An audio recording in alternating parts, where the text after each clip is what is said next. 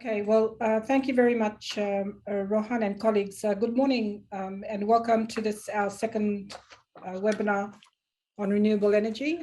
I'd like to acknowledge the presence of our learned speakers from the Ministry of Foreign Affairs and Trade, New Zealand Government, Camco Clean Energy, with whom PTNI New Zealand has been in close collaboration for many months on Pacific investment initiatives, along with Synergize International Limited, and Akua Energy.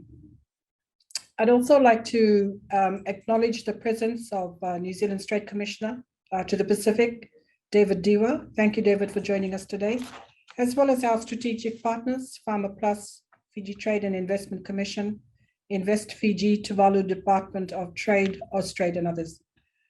Our role at Pacific Trade Invest is to facilitate trade and investment between the 16 Pacific Island countries and territories of the Blue Pacific region and to New Zealand.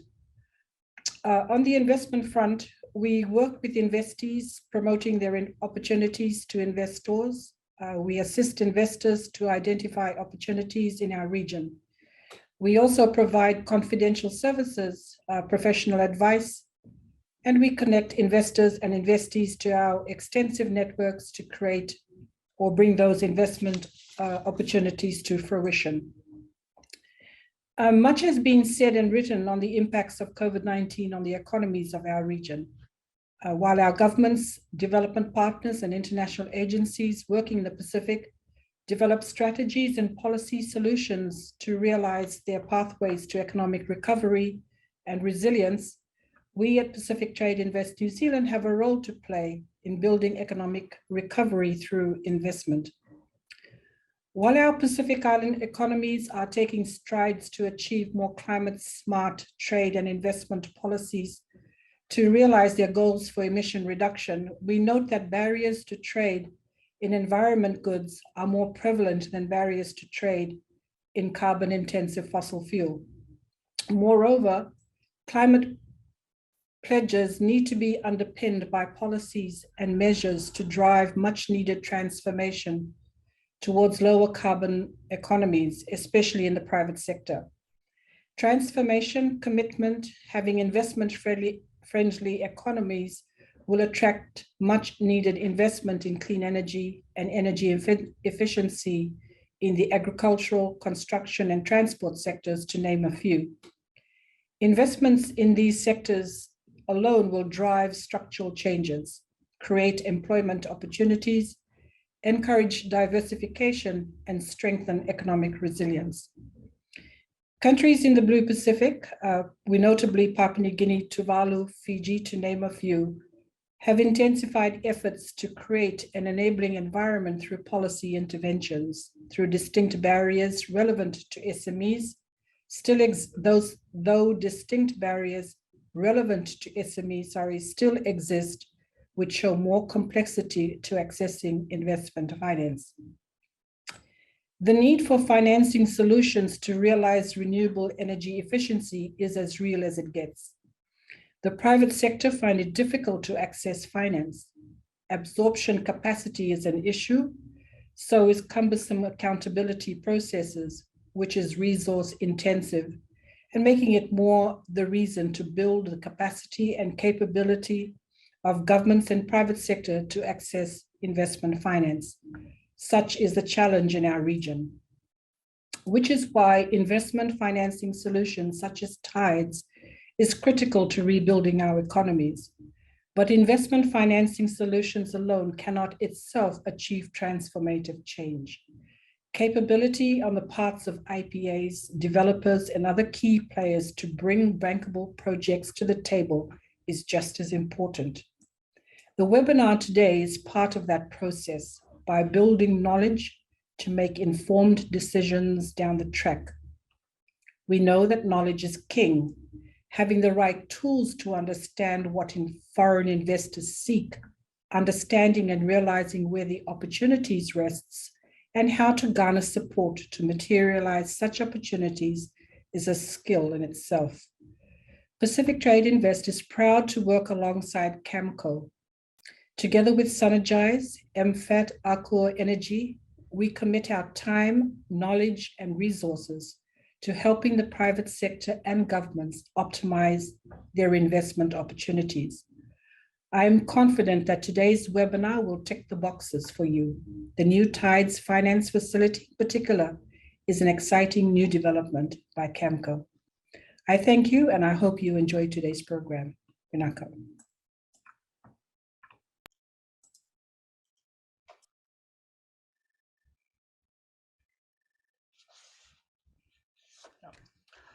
Thank you, Glynis. Thank you for those words. My name is Rohan Parekh, and I'm the Investment Facilitation Manager at Pacific Trade Invest New Zealand. We are really pleased to have 4 high-caliber speakers with us today. They are all at the forefront of the clean energy movement and are now focusing their knowledge and expertise on the Blue Pacific. I just want to thank them for taking time out of their busy schedules to be with us here today. Just to give you a brief overview of today's webinar, we will be having 3 speaker sessions followed by a short break. We will resume again with a final speaker and the question and answer session at the end. I would request all participants to write their questions and send us through the chat box at the bottom of the screen. In case questions get asked and we don't have time to answer them, please send us your questions by email or on the system here. We will collect them and come back to everyone with an answer. Also, what is important to us as an organization is to get feedback from everyone that participates in today's webinar. It helps us refine our webinar for the future and make sure the content we give is tailored, useful, and effective for everyone that participates. The feedback questions will come up in your screens during the course of the webinar, and I would request all the participants to take a moment to answer them. It is my pleasure to introduce the first speaker for today's webinar, Martin Garud. Martin is the lead advisor for energy at the Ministry of Foreign Affairs and Trade, New Zealand. He leads the strategy and technical aspects for New Zealand's Overseas Development Assistance Program. His expertise and ability to deliver strong development outcomes for renewable energy makes it a flagship priority. I will now hand over to the real stars for this webinar, starting with Martin. Over to you, Martin. Thanks, Rohan. It's a real pleasure to be here in support of Pacific Trade and Invest, which has been a long-term partner for MFATs. I think I have 10 minutes to give you a brief overview, but Rohan, do stop me if I go on too long. So I've been working in the Pacific energy sector for 8 years, and MFAT's been really working in it for the last 10 years, since 2011. And even from the very start, we've been trying to encourage the private sector into the Pacific energy sector. For me, as an energy professional, it's really exciting to see the momentum building in the Pacific towards the sustainable energy transition. We see the cost of renewable generation decreasing year on year, battery storage costs coming down rapidly, and also the amount of financing available is rising. For me, there's never been a better time to be working in the Pacific energy sector. Of course, there are a lot of challenges still. The Pacific is still heavily reliant on fossil fuel imports. And although we're making progress in the electricity sector with many countries reaching or on the way to 50% or more renewable electricity, the transport sector is still powered almost 100% by fossil fuels. And there's also lots of untapped opportunity in the energy efficiency sector as well. But I'm an optimist at heart, so I'm going to focus on the opportunities we have here for developers, private sector, funders, financiers to get involved. On finance, we're seeing more and more commitments to climate finance, and you'll probably all have seen New Zealand's recent commitment to a new 4-year period where we'll have projects totaling 1.3 billion New Zealand dollars, which starts in July next year. This is New Zealand's contribution to the 100 billion per year target that developed countries will need to be providing climate finance to developing countries. We're still falling short as developed countries. I think the figures recently are of about 80 billion US is going into, it's flowing, which is not the 100 billion we need. And we're also expecting, when the targets get reviewed in 2024 for 2025, that this will only increase. We also know that public sector money, development assistance, it will never be enough on its own. We desperately need the private sector. I remember being in Fiji a few years ago, and they'd done quite a deep analysis on their own sector, and I think it was about 1.5 billion Fijian dollars they needed, and at least half of that had to come from the private sector in their calculations. And I think that's probably typical around the Pacific. So we desperately need to mobilize funding from the private sector. I've seen various people estimating what's needed for the Pacific and from the private sector, and I hear figures ranging from about 1 billion US up to nearly 10 billion US needed to make the transition.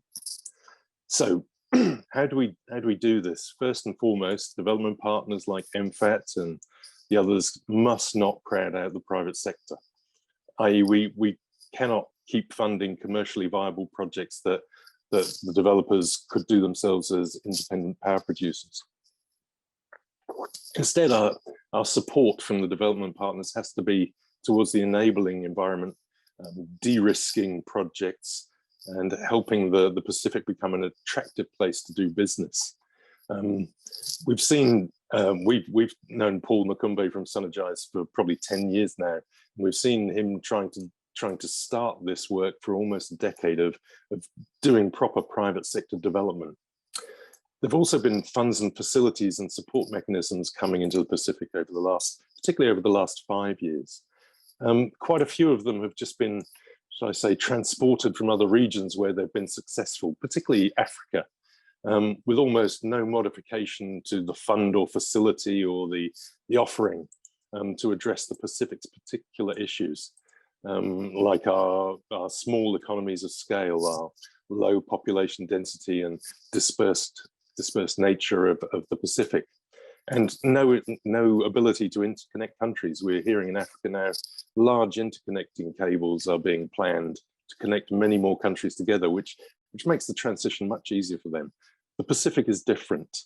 I don't really want to steal Paul's thunder from Sunergies and Camco and on Tides, but I think suffice to say, the approach where a fund owner has teamed up with a developer with real local knowledge of what is stopping developers and investors investing in projects like Sunergies have, it's really good to see, and that will make, I believe, the Tides Fund really targeted to what the Pacific needs, and not just one of those funds that's been transferred.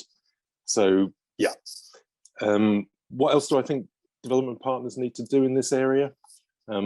We of course need to help governments set the policy settings, the legislation, the regulation, the standards right to make investment for private sector easy and low risk. So, and we also need to help countries with their planning, the least cost development plans, to identify what sort of projects they need, how much solar, how much hydro, how much wind, so developers can then get on with building the projects. We also, frankly, need to work with some utilities to demonstrate that the benefits of independent power producers and the private sector coming in is a win-win. And we still see some utilities are a bit afraid to let developers come in, and we're working with them to show them and to ensure that both the developer and the utility, and therefore the government in the countries, will win out of private sector development, that it's not just a competitor to them.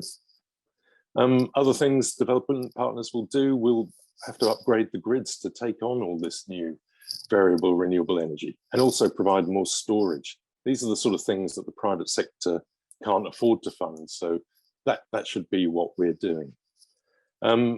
And we need to help build this strong pipeline of projects that developers will pick up.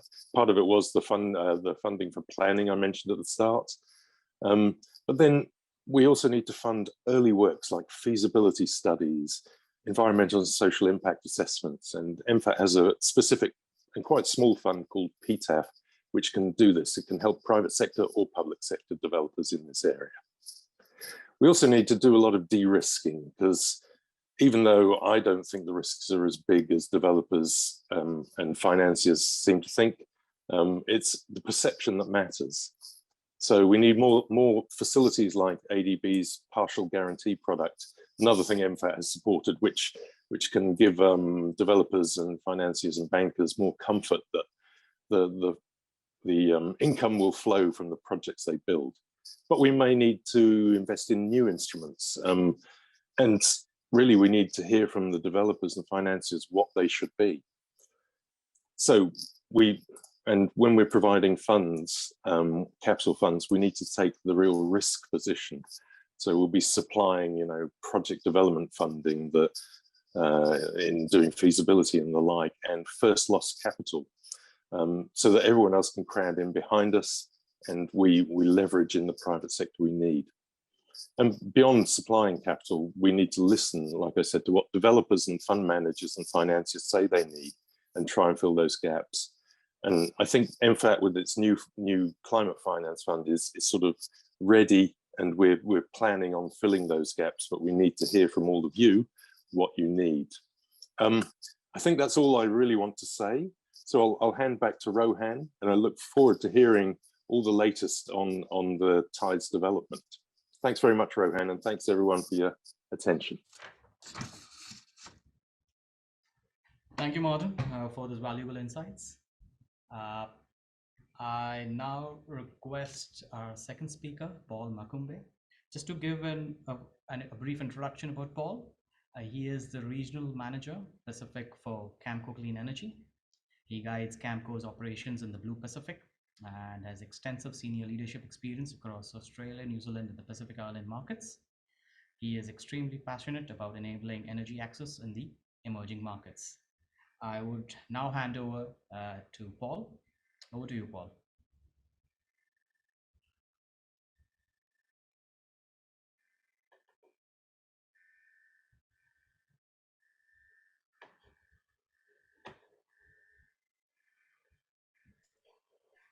Thank you, Rohan, and thank you, Glynis, for the opportunity to work with PTI. I think your team has been really great in putting this together and assisting Camco to continue the work that we've started over the last couple of months to try and develop a fund that's going to work in the Pacific. And thanks a lot, Martin, for the work that you do with MFAT in supporting renewable energy. And we've known each other now for 10 years, and hopefully Tides becomes another step that we take together in trying to enable more funding and to accelerate the uptake of renewable energy in the Pacific. So my focus today is I'm going to talk a little bit about Camco, so that to give everyone an idea of who Camco are, the work that they've done, and also go into a little bit about how they look at evaluating projects. So my focus is going to be purely from a fund perspective. Yeah. So a bit about Camco. They're a London-based climate and impact fund manager with over 30 years of experience in renewable energy investing. They're a Green Climate Fund accredited entity with a number of platforms through which they operate in 15 sub-Saharan Africa countries, and they've done about 40 projects that are currently live at this point in time. You've got a very diverse team with 30 full-time employees, of which 50% of those are female. One of the key things that differentiates Camco from a lot of funders is they really focus on getting to know the regions that they operate in. So they establish on-the-ground offices in as far afield as the UK, Kenya, Ghana, South Africa, and now New Zealand and Canada. We will be looking to expand that as we roll out through the Pacific to ensure that that local voice and that local input is taken into account as we design and operate the fund. To date, they've deployed about 870 million in funding with an active portfolio of 300 megawatts. They are currently working with two investment platforms, REP, which is their main one. It's a $200 million fund funded mainly by the UK government. And that's a strong focus on rural and off-grid projects in sub-Saharan Africa. Almost technology agnostic, because they look at everything from solar, PV, wind, geothermal, and hydro, mini hydro. And project sizes, they range from 1 megawatt up to 25 megawatts, although that can go up to 50 megawatts for wind. They've just recently launched a fund in Africa called Spark. That's focused on commercial and industrial energy projects that does both generation as well as energy efficiency.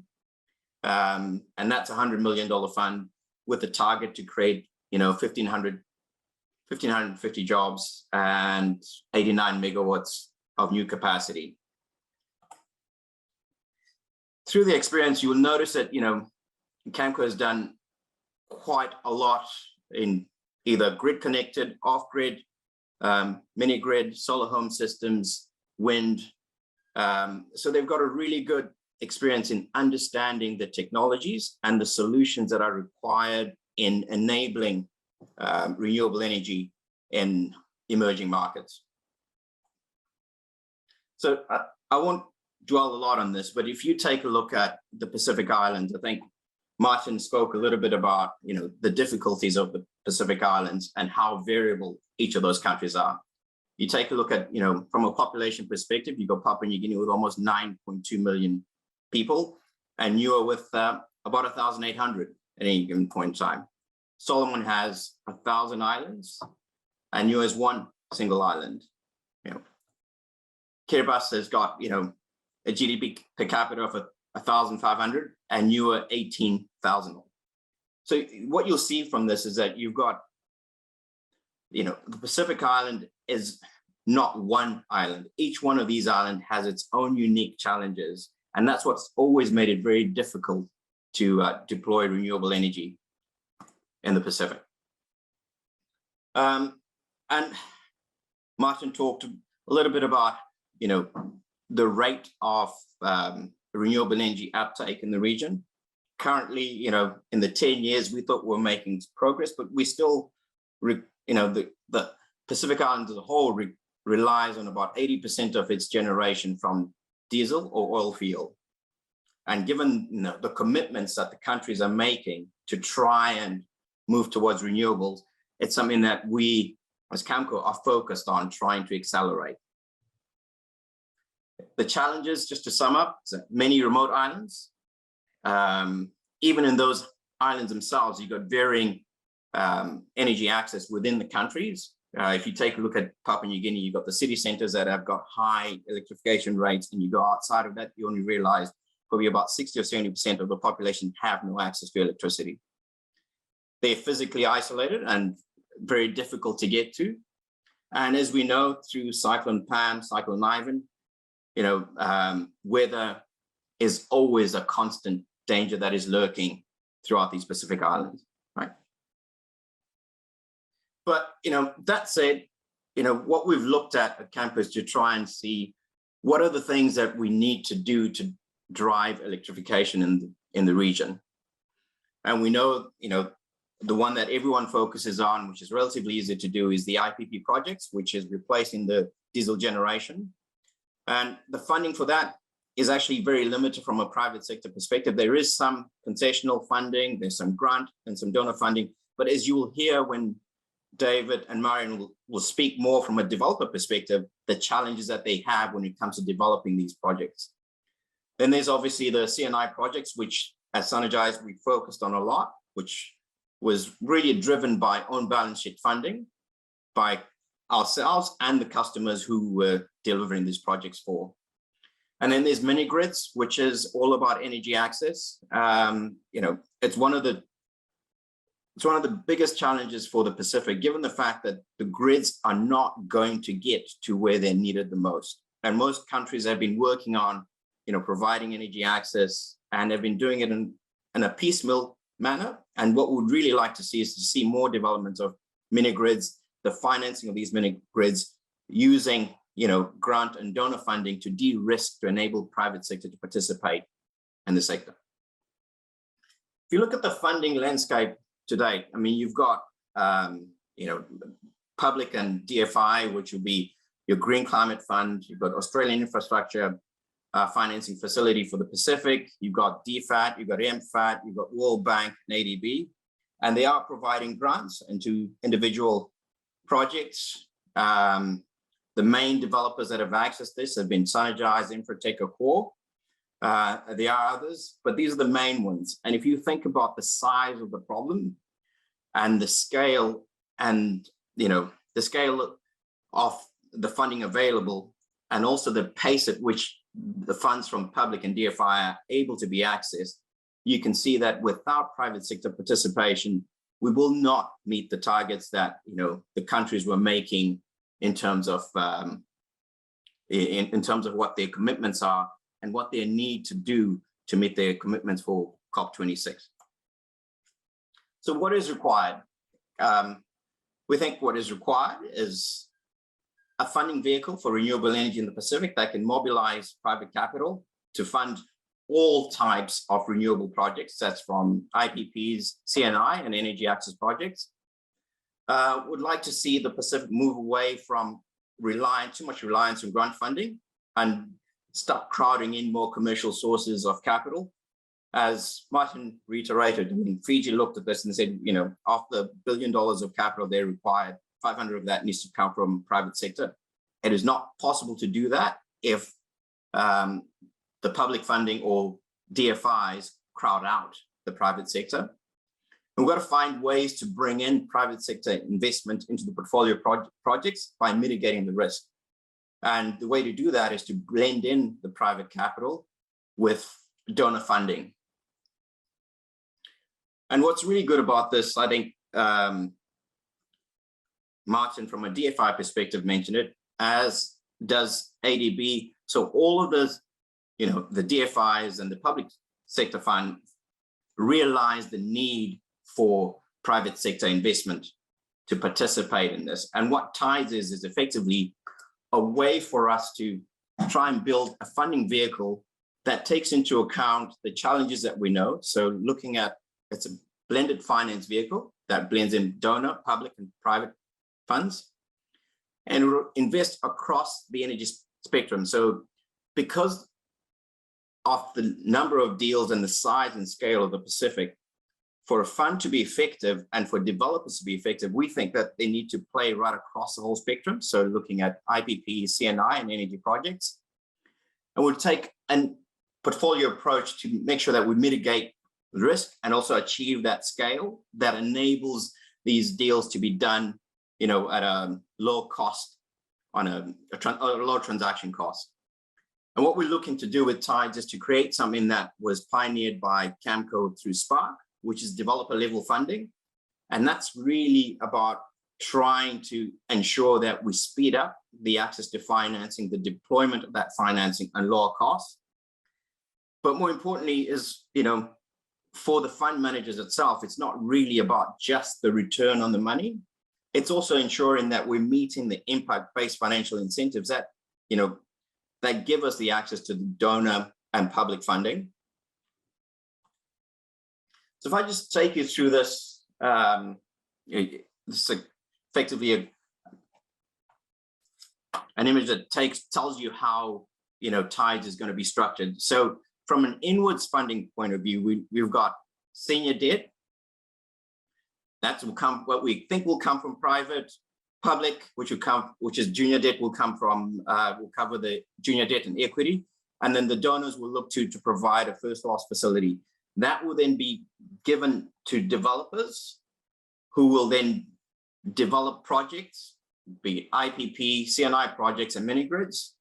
But in order to support all of this, one of the key things at TIDES that we see as being critical to making the fund a success is making sure that we've got sufficient technical assistance available. That's not just to developers to help them, create bankable projects, but also to governments, to utilities, to ensure that they understand,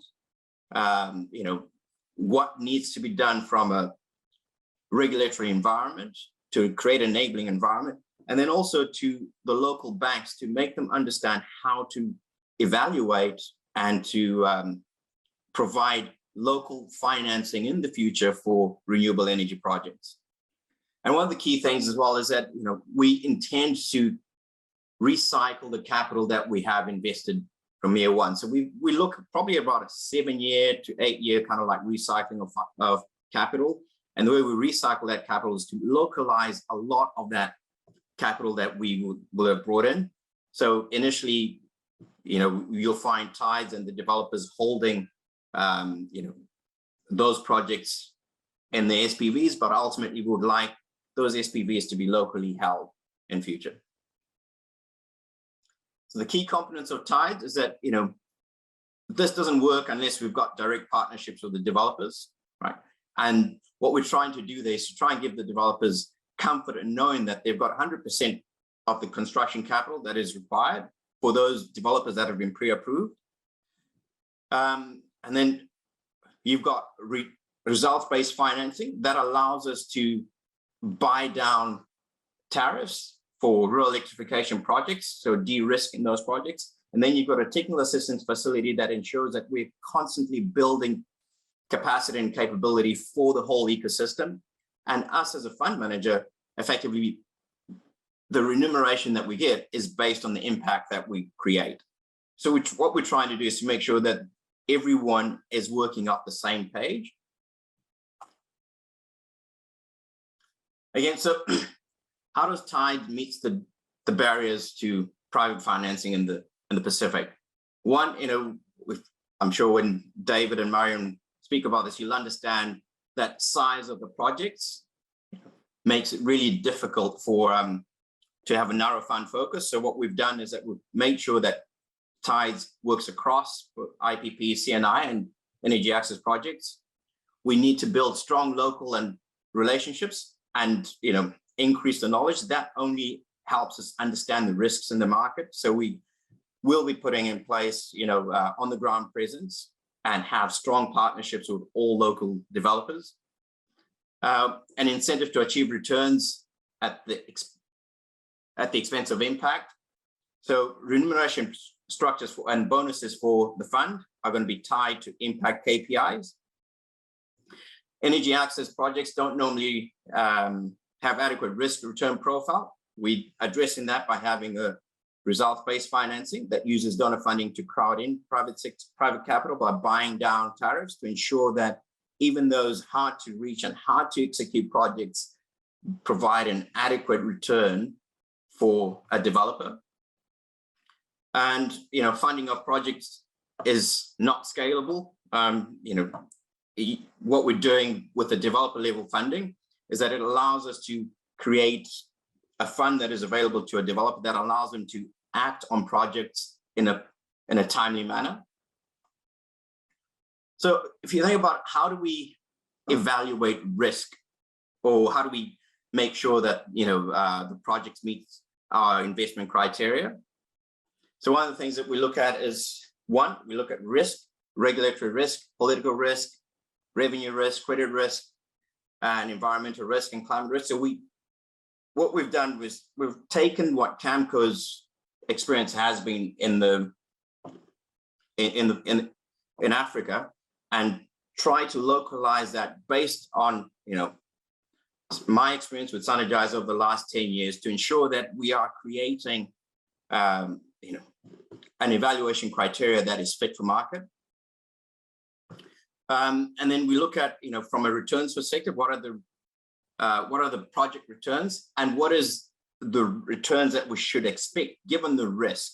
And when you listen to David talk about the return and risk profile after when he comes on, you'll understand what we're trying to achieve with that. More importantly, the contracts and legal, we need to make sure that these are standard, so they're easy to execute and they're fit for purpose. And from an impact perspective is to make sure that each of the projects has the appropriate impact that we've set out as part of the design of the fund.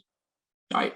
We need to be making sure that we are measuring things that are important to our donors and to our funders, such as giving people access to electricity. Are we mitigating on CO2? Are we creating jobs? And are we doing that in a manner that actually, enables diversity and equality? Okay. I think I'll stop there for now and I'll hand over to Rohan. Thank you so much. All right. Thank you, Paul, for the detailed introduction to Camco and Tides. I will now request our speaker, David Mulholland. I'll just give a brief introduction about David. He's the Chief Operating Officer at Sunergize International Limited, General Manager Finance and Planning, Nova Energy and Todd Generation. He has worked for Todd Corporation for 10 years and is the General Manager of Finance and Planning for the Downstream Energy Division and the Chief Operating Officer of Sunergize International Limited. We'll have David he will be giving a better understanding on the key aspects of bankability for renewable energy projects. Over to you, David. Thank you. Thank you to the presenters so far. I think it's been very informative, even for myself, who works in this industry day to day, to see some of the progress that's being made. I'm relatively new to the Pacific, although I've been around the energy industry for a significant period of time now. I joined Sunergize International when Todd Corporation became a shareholder within the business. So we invested into Sunergize because of the work that they had done within the Pacific region. So we saw a vertically integrated business that had built up a skill set right through from the commercial and industrial space through to the EPC side of the business, and we're starting to dip their toe into the water in the IPP market. When you start to get into that market, obviously there are capital constraints, and one of the things that Todd brought to the table is the ability to free up some capital and invest into these larger projects. So what I'll talk to today is probably our experience within that 2 years, and this is certainly not intended to be a criticism of anyone in particular. In fact, I owe a lot of thanks to a lot of people in this room for the support they've given us, but I really want to dig into some of the things that are really slowing us down. We came into this market looking to make a material difference, to invest tens of millions of dollars over a relatively short period of time and get some momentum into this Pacific renewable rollout. So what I've found over the last couple of years is that the reality is that these are quite small scale projects. So when you're dealing with small scale projects, you need to be able to turn this into quite a cookie cutter type of financing structure. What we've come across in the reality of this market is that even in a facility of around $5 to $10 million, people are looking for full long form documentation. That in reality is more like what we'd expect to see in $100+ million facilities.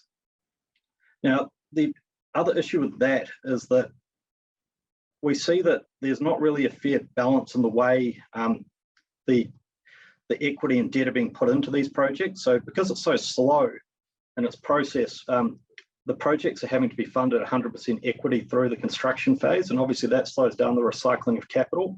So although we can do that, I think that's going to make it very difficult for a lot of other investors to come into this market, and it's tying up a lot of that risk capital up front. So with the partners that we're working with, the DFIs, we really need some flexibility in recognizing the risk that we're taking on. So the equity investors are taking on the primary chunk of risk in these projects. We are getting some great support from MFAT and others and products to de-risk investment into this market, but they're also caught up in that same, the same bureaucracy of actually getting this through to a long form contract where we can actually free that capital up to get back into the market. Some of the other issues we face around some of the reporting obligations that are tied into these SPVs. So when we're talking about SPVs of this size, it starts to drag a lot of resource, even from a large organization like ourselves, then starts to bring into question whether it's the correct allocation of our resource. So if we could start to bring in a more fit for purpose reporting structure, start to get things more templated, the contract simplified, it would make a really big difference to our ability to invest within this market. Some of the, these are, ideas. I'm certainly not here trying to solve an issue, because I think there's a lot of people in here that know this market a lot better than I do. But some of the things that come up for us is clearly there's a huge cost in this financing process. So we're seeing costs run up, even external costs alone at 5 to 10% of facility. When we bring on internal costs, we could be getting anywhere up to 10 to 15% of the facility value, which is just, it's untenable. So we need an easier way to deal with that. The other big issue that we're facing at the moment is shareability of projects within the Pacific. Clearly, this is tied to some of the weather events and can probably be tied back to the problem that we're working to solve here in the Pacific market. Will be a part of the solution too, which is the global climate issue that we have. So I'm not sure if there's a way that we can deploy some of this climate funding in behind some way to support the businesses operating. What's happening is that the market is becoming more and more difficult to obtain insurance, and yet the expectation of lenders is that we will have insurance products which are almost impossible to achieve within market. In addition to that, you've got the issue that the insurance is almost unavailable to a lot of players within this market. So we're having to lean heavily on a multi-billion-dollar providers to try and wrestle out a few $1 million worth of insurance for the Pacific, and at a very high cost. So this in itself is creating a huge barrier to most people entering this market. And the other issue that we see arising in the future is that as we layer on all these obligations into these very small SPVs, it's going to get very difficult to manage. So some way to consolidate a whole bunch of small megawatt scale projects into a single facility over time would be very useful. From my point of view, what I've seen in the couple of years that I've been involved is that there's been a lot of talk about funds that are available to be deployed. But when we go to reality, it's actually very hard to see any of these funds being put into use in action. So some type of solution whereby we can get the confidence that we can get access to the funds will certainly encourage ourselves and our shareholders to continue to invest in this market that we're very passionate about. So sorry, it's probably short and sharp from me. Thanks, Ryan. Welcome back, everyone. There's just been a slight change in plans. Marion is running a little late for today's webinar, and Paul has kindly offered to speak on our behalf on the topic that is overview of strategies for developers to make their projects bankable. I would thank Paul and I would request Paul to take it from here. Thank you so much. Paul, over to you. Thanks, Ryan. I'm going to try and and do as great a job as I know Marion will be able to do. And when she does come, hopefully, she'll forgive me for any mistakes I have made. So Marion's topic was really about looking at the strategies for developers to make their projects bankable. And one of the key things, I'll start off with is ensuring that, developers choose the right sites. So I'll start, first from a CNI perspective, and then move on to, to IPPs, and then to mini grids. So from a CNI perspective, one of the key things that, affect bankability on a project is really going to be about the performance of the system that you put in. So understanding that when you are choosing a site or choosing to construct, either a PV system or renewable energy system, making sure that you are optimizing the location to make sure you get the best yield out of that site. So that's just purely from a location point of view. But more importantly, we also need to, from a banker's point of view or from a fund point of view, we need to ensure that that installation is actually being put on a building that has the right structural integrity to ensure that it lasts for the 10, 15 or 20 years that the project economics are being modeled on. So it's something that, through years of development experience that we've had to learn, especially in the Pacific. It's really important to understand and to ensure that you go through that structural integrity and ensuring that, the site that you put in that solar system on can withstand something like Cyclone Ivan or Cyclone Pam, right? So that's one of the key things from a CNI perspective. From an IPP perspective, the danger's always been that people say to you, we've got land available for you to use to build a project. But you need to ensure that, that site, its own geotech capabilities are actually going to be able to withstand the installation that you're putting that system on. Secondly, the distance and connection to the grid, because that in itself can, impact economics. No two pieces of land are the same with respect to where the grid is available. And then also security around that site, being able to have the required security to ensure that lenders or funders feel comfortable that that site is secure enough for that asset over the long term. And from a, mini-grid or CNI mini-grid perspective, one of the things that we noticed is getting community involvement and ownership so that you understand where the community is looking to build out, where the community is going to be happy to have that system, and where someone can have direct line of sight to be able to see what is going on that site. So I think that's really important. And if you're able to show funders if you're able to show the funders that you've gone through that thought process, that you've done the due diligence to actually decide where a site has been, where a site is going to be located, you've done the due diligence, and you can show the different impact of having in a different zone, that just gives funders more comfort that there's sufficient due diligence that has been done here. You're talking about a 20-year, 10 to 20-year installation that needs to be in a position that the funders feel secure. Right. The next one's that how do you negotiate PPAs for an optimal outcome? If you look at it from the utilities point of view, their view would be, we want the PPA that gives us the lowest cost, is a fixed cost in local currency and carries no risk. From a developer's point of view, you want, a PPA that that is bankable from your own investor's perspective, so that you're making the return that you've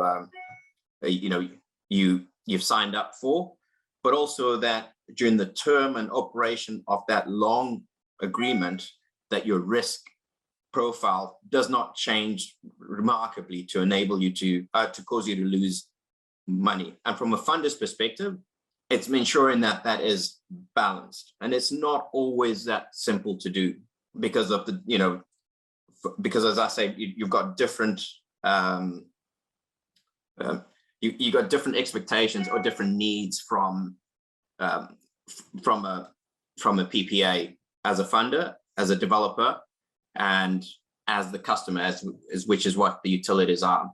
But the key thing in all of that is, ensuring that from the utilities point of view, that they have an understanding of the amount of risk that they're then putting in place for the developer to take, because that ultimately has a direct impact on what return the developer is going to be wanting to get. But more importantly, the funder is going to price that risk in a manner that will impact the end customer in terms of what the price of that IPP is going to be.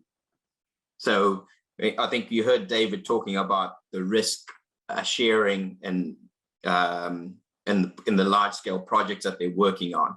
The more risk you put to the developer, the more risk the developer shows to the funder, the higher the cost of financing, and ultimately the higher the cost of the price that the IPP is going to pay. So ensuring that that is balanced is one of the things that we're going to be focusing on as Tides through the TA program, so that we're able to bring that whole ecosystem through a capability program that is able to ensure that a year or two from now that we are working off standard contracts that take into account everyone's appetite for risk, but ultimately delivers renewable energy projects at a faster rate and at a lower cost to ensure that the people who are supposed to benefit from this do actually benefit. Then the fundamentals to building a bankable financial model, first and foremost, it's got a balance. Otherwise, none of the funders will take a look at it. but it's, one of the things that, matters the most is understanding what the yield or the expected yield from that system is going to be. So ensuring that you've done, all the calculations that have a forward-looking, using the right models that are acceptable to funders and to bankers, and that can be used as a means of of determining what your repayments are going to be. So that's the first and foremost thing, is making sure that you're being as realistic in your modeling from a yield perspective, and that's one. Secondly, is going through and working with your EPC providers so that you have an understanding of what delays may have, and that these are built into your model in terms from, not in terms of being conservative, but also being realistic from a rollout perspective. And more importantly, from an O&M perspective, that you are taking into account the simplest things is ensuring that your forecasted replacement of parts or inverters from a PV perspective, that is done in a manner that is consistent with industry standard, that you can evidence and say, right, okay, so we have a 10-year warranty on our inverters. We expect a replacement in 10 years. Here's what we think the price path is for the inverters. Here's where we think inflation of costs is going to be. And what you're showing as your inverter replacement costs are occurring there or thereabouts of where the warranty runs out. So that gives funders more comfort that, as the inverter warranty runs out, we are seeing a replacement program. The replacement program, in terms of cost, is consistent with the price path that we've seen and has been evidenced in the market. And then with your O&M provider, ensuring that you are, you're being as conservative as you can, ensuring that the O&M provider, you're not taking the lowest cost available, but you're taking a realistic cost. Understanding, if you see, a 5 megawatt solar farm with half of FTE in terms of O&M resource, there's something wrong about that. You should really be looking at about, I would say, a 6 to 8% in terms of O&M costs for the lifespan of that facility. So I think the real fundamentals really are ensuring that whatever your inputs are, that they are, or they can be tested independently, and that you've got the ability to show research and reasoning for that. And the beauty about where we are now, as to where we were 10 years ago is, we would say that we think that the site, is going to generate this much yield. But now we've had 10 years as Synergize of actually operating sites and are able to evidence that to funders, which gives them comfort. As more and more solar farms are built in the region, more data will become available, and that's what's really going to drive, the funders' ability to evaluate your models, and also help the developers to build better models because there's more data available to them to actually test their assumptions. All right. I think I shall leave it there, Rowan. Is that good? Thank you so much. All right. Thank you, Paul, for stepping in at the last minute and for sharing the valuable insights on the strategies for developers to make their projects bankable. With this, we come to the end of our speaker sessions. I will encourage all the participants to put in their questions in the chat box, and we'll make sure that all the questions are answered. There are a few questions that have come in the chat box. So just for the benefit of all the participants, I will just go through the questions and the answers given by the speakers. There was one question for Martin, which was regarding the Adb Guarantee Scheme and what are the mechanisms Do you see aid agencies providing to help expedite renewable energy development in the Pacific? Well, the answer to that is what was given by Martin was basically MFAT is particularly focused on providing what the Pacific tells them they need. And currently everything is on the table. So what is needed particularly, they will work out on how best to spend their new climate finance. Sometimes they will do things directly, and other times they can work with development banks like the Adb and the World Bank. There was another question for Paul, which I believe he's already answered. Just for the benefit of the participants, I'll just read out the question and the answer. All right.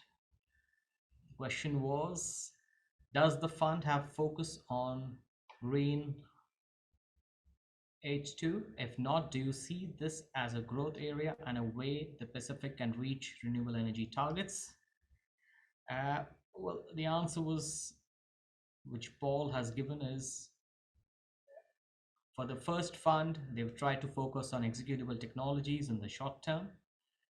However, Camco is working on a hydrogen project and they see H2 as a medium to long-term solution. All right. So these are the two questions which came in the chat box, and the answers were given directly by the speakers. What I would still encourage, we'll wait for a few moments. I'll encourage all the participants to put in the questions, and we'll make sure that they are answered.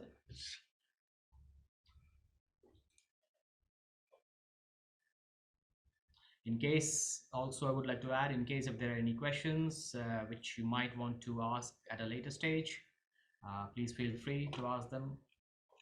All right, we have. All right, so there is a question which has just come in.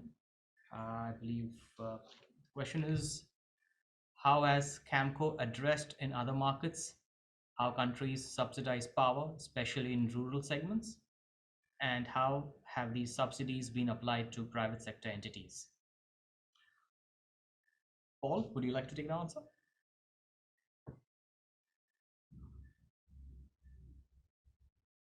Yeah, I'm going to say to David, it's very different to what you're going to be expecting in Fiji. I'm just kidding. So look, Camco's worked with on RBF in other countries. There are RBF programs that are working in Africa, and the way that those work is effectively either a buy down of actual tariff or a payment for connection. So if we take, for example, David, a project you are familiar with, VO, and say there's 40 homes in VO, that would be 40 connections, and then the developer would be paid, let's say, $1,000 per connection.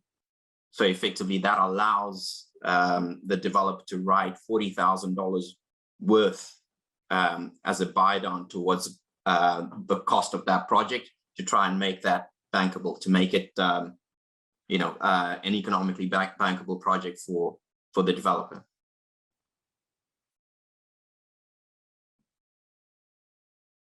Oh no!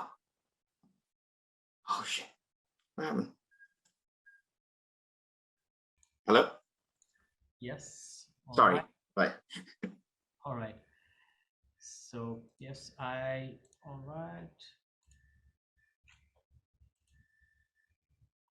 All right, I would still encourage everyone to have, if they have any questions, please put them in the chat box.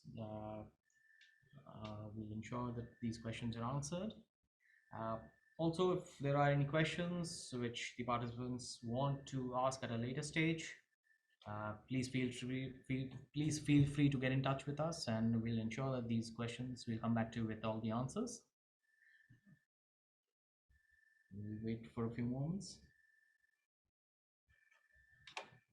All right, so I have one question which has just come in.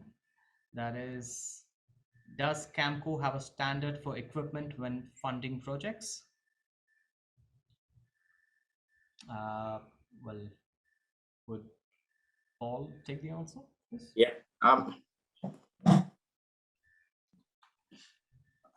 I think in respect to that, it's ensuring that the equipment that is used is, has a sufficient warranties, right?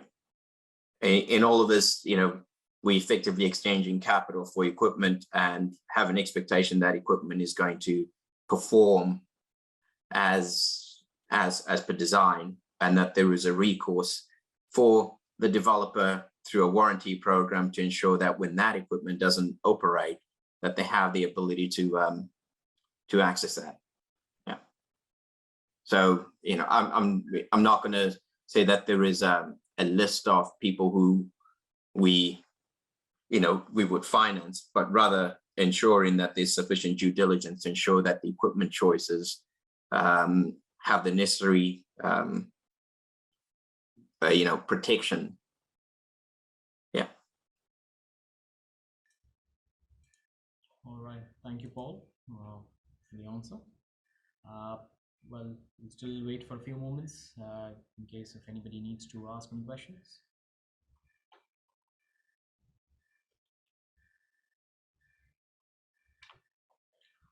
All right. We have one more question that has just come in. That is, given the number of Pacific nations and with tides just being new to the Pacific, what are the markets of focus, and are there plans to include other countries in time?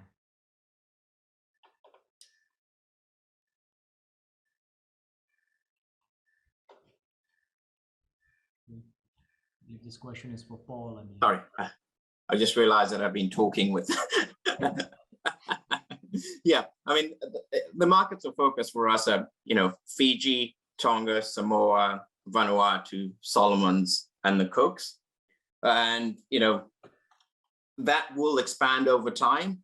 And that's purely in working with, our initial development partners, trying to identify the areas that require, immediate attention, that have sufficient capability on the ground to be able to get the fund going quickly. But the idea is, Tides is a Pacific fund, right? But we've taken the areas that we can execute on quite quickly.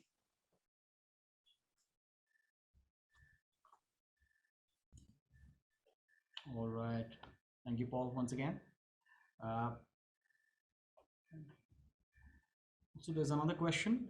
Just want to ask, the timeline regarding, the Tides Fund and the time taken to deploy.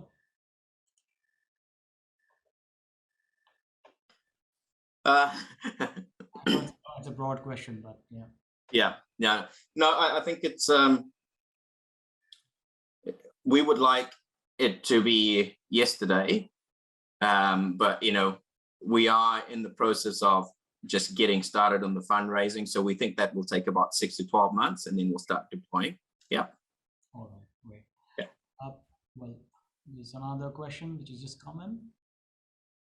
Does the audience have any experience of loan terms getting anywhere near asset lives or for renewable energy projects?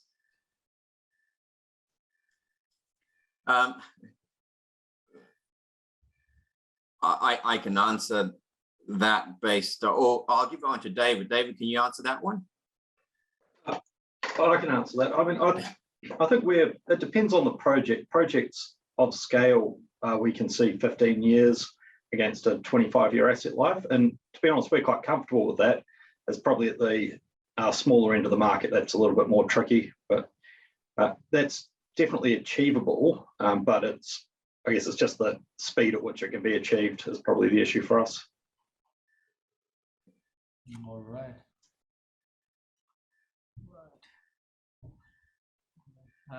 Well, thank you, David, for this.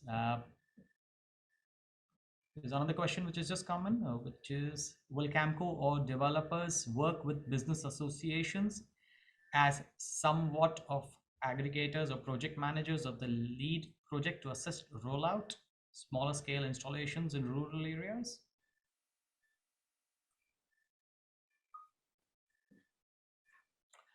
Hi, Rona. Thank you for the question. I've known Rona for a long time. Oh, all right. Yeah, I think absolutely. The idea for Camco, as we said at the start, is to ensure that we're working with local organizations and people on the on the ground who will help us to aggregate projects, and in some cases we'll help them become developers through our TA program. So without doubt, we'll definitely be working with with business associations. Yeah, we need those relationships to enable us to understand the environments that we'll be working on.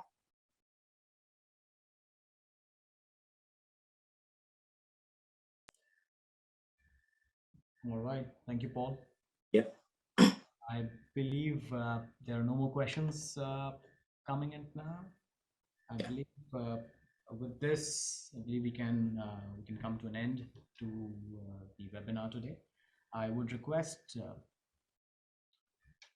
All right. Yeah. Hi, Rowan. I'll do the closing remarks. Over to you. Hi, everybody. My name's Graham Saunders. I'm an investment consultant for Pacific Trade Invest.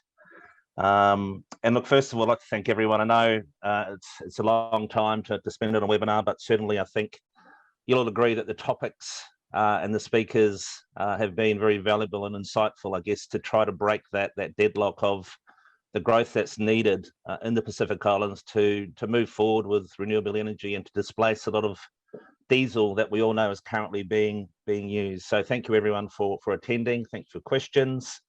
We'll certainly be sending out links to the video for people that weren't able to make the webinar, so people can view that in their own time. I'd like to say a special mention to Rohan. It's his first webinar today, and I thought he did an exceptional job.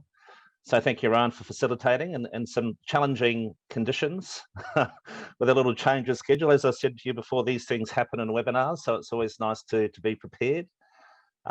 Thank you to all of our speakers, to Martin, to David, and look, especially to Paul Mccombe, the webinar superstar, who's jumped in and really filled in, I guess, at a time of need. So thank you, Paul, for jumping in at the last moment. And I guess on behalf of Glenys and the team at PDI New Zealand, look, we really want Camco to be successful in the Pacific Islands. And not just because we like Paul and Jeff and Zach and the team, but because we know that first mover, people are watching and people are going to be learning. And Camco can certainly provide some solutions, but more capital, private capital, more private investors are going to be needed in the Pacific to really make a difference moving forward. So I think if we can all keep an eye on Camco's project, PTI New Zealand, I know, will certainly be working with Camco to help them in their quest to develop projects with good developers in the Pacific and build capacity. So certainly keep an eye on PDI New Zealand's website. We'll be sending out updates from time to time. And certainly, very excited about what the future holds with Camco, certainly deciding to have a mandated Pacific Islands fund. So on that note, everyone from Auckland, lockdown, I hope everyone's well in their parts of the world. And certainly, we hope everyone has a wonderful lead up to Christmas. And thank you again for all your time, and we really appreciate it. And once again, thanks to our speakers and thanks to Rowan. Have a great day, everybody.